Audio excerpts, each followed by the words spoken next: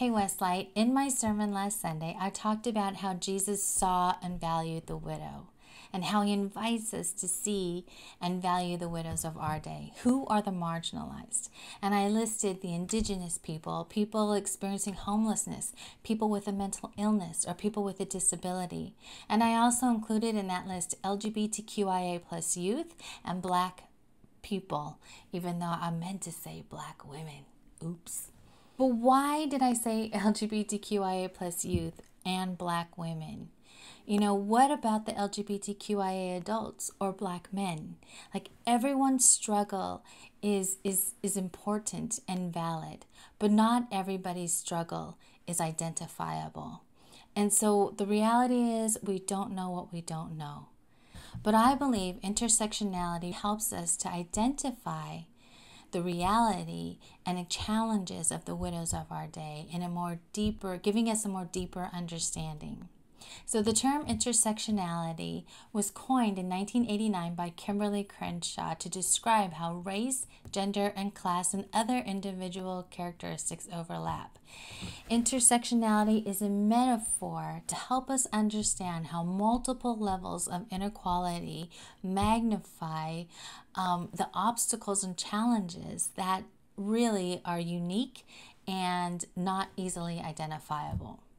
So in her TED Talk, Crenshaw talks about how women and African Americans experience specific systems of oppression. But when gender and racism intersect, Black women experience the same systems as both of these groups, but they also experience their own unique challenges and oppression, uncovering multiple layers of social injustice.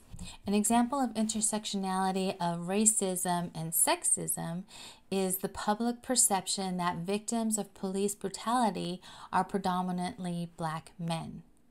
The news doesn't bring to light the gender-specific ways Black women are disproportionately affected by fatal acts of brutality. An example of intersectionality in LGBTQIA plus youth is LGBTQIA plus youth are more likely to be targets of bullying, of violent attacks, social exclusion, and more likely to be abandoned by their parents. And so LGBTQIA plus youth are more likely to experience mental health concerns.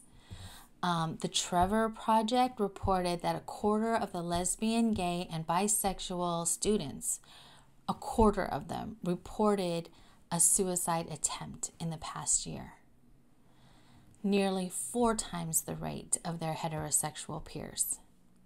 So 17% of Black LGBTQIA plus youth, between the ages of 13 and 24, they've attempted suicide in the past year, 17% of them, including more than 1 in 4 Black, transgender, and non-binary youth.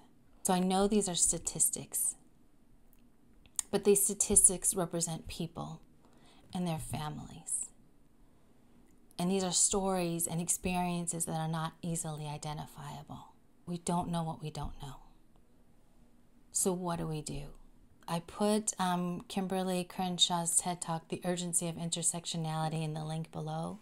Listen to it. Click on it and listen to it after you finish this video.